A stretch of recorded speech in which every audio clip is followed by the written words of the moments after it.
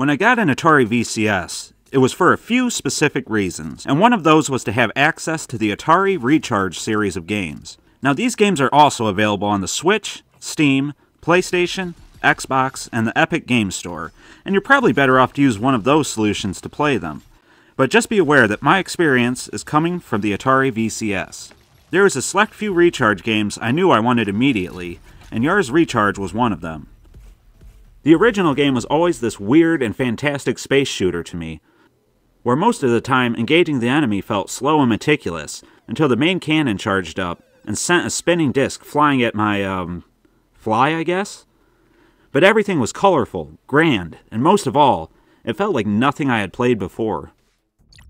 So even though I have complaints about other Recharge games that I'll get to in those reviews, I believe that Yars Recharged embodies what a Recharge game should be. It also embodies what a new version of Yars should be as well. It feels like a modern reimagining of the original, buffed up to have the substance you would expect from a modern arcade game while keeping the spirit of the original alive. I found the combination of arcade and mission modes to help keep things fresh, as once I got to an impasse on one, I was able to jump to the other, progress a little bit in that, and continue enjoying my experience. And trust me when I say, the levels can get quite complicated. More so than I initially expected.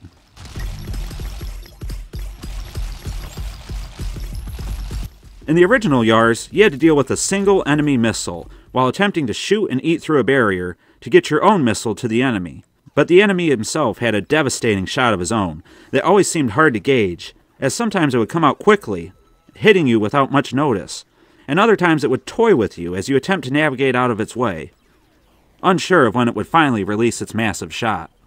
Well, all that is here, in some way or another, except now the enemy missile has been replaced by various turrets, and the barrier protecting the main enemy is much larger than the original, with blocks that vary in strength. Some of the protective blocks can be chewed through in a single bite, making them little more than a nuisance. But some require several bites, or are essentially invincible, requiring you to find another way around in order to attack the turret and destroy the accompanying barrier. And of course, you still have your devastating cannon that you must charge up to clear the main enemy and move on. You charge it in the form of what appears to be golden coins, but biting the main enemy charges it even faster than collecting those. And you have to accomplish all this as the enemy fires its deadly disc at you, especially if you haven't cleared all the blocks. The main enemy has to power up each turret. In the earlier levels, they'll charge slowly and take 3 consecutive shots at you. You yourself can take 3 hits, but once you're hit, you usually have a period of invincibility, meaning you won't be knocked out by a quick succession of turret hits. But keep in mind, a single hit from the main enemy's disc will kill you, no matter how much life you have left, so avoid that at all costs. As you progress, the turrets will become more effective and difficult to deal with, as you'll engage ones that can shoot 6 shots at a time, or turrets that can fire an impassable laser beam cannon at you. And while contending with these more difficult turrets, you'll find multiple start to charge up at the same time, causing things on the screen to become much more chaotic than you might expect. They also begin to charge quicker. All this, combined with the original Yars gameplay, made me feel that this truly is a recharged version of the original game. Familiar at its core, but for a modern gaming sensibility. The mission modes do add a nice twist.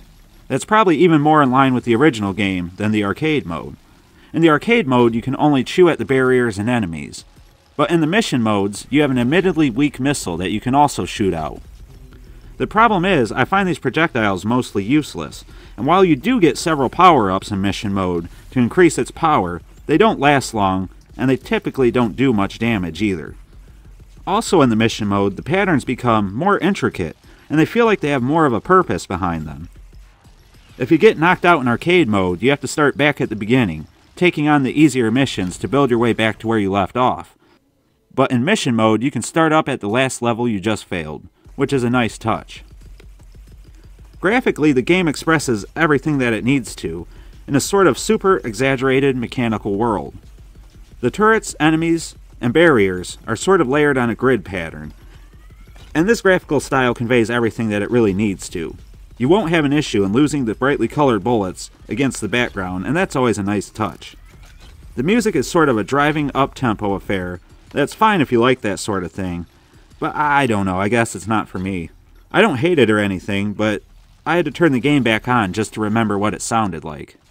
So I guess that means generic would be the best way to describe it, but I'm sure there's some out there that will really enjoy it.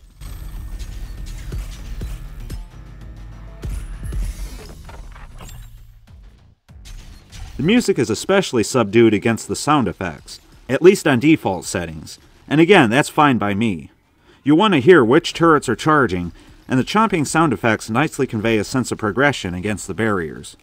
So with the graphics and sounds being passable, and the gameplay being a great modernization of Yars Revenge, are there any downsides to this game? Well, as much fun as it is, and as much as I enjoy it, it's not a game that I can play for long periods of time.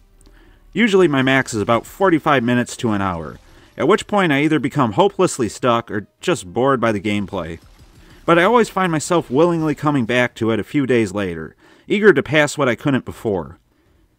Because of that, I feel it's a game best played in short bursts, something that I think most Atari fans won't have an issue with.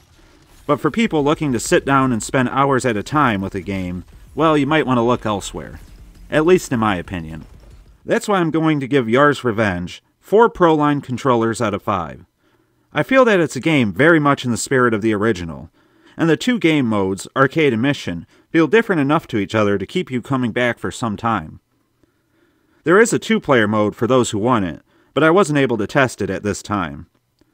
The challenge ramps up nicely, and I think most people will enjoy spending some time with this particular Recharged game. Despite being a bit on the simple side, I really like the style and the world the graphics convey.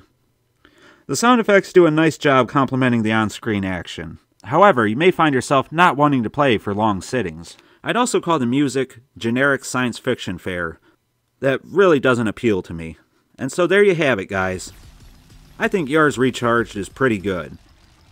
Have you played it on any other platforms? Is it just as good on the VCS? Do you agree with my assessment? Did I miss any important points? Let me know in the comments below. Alright guys, this has been John, the 7800 Prosystem Gamer, and I thank you for watching.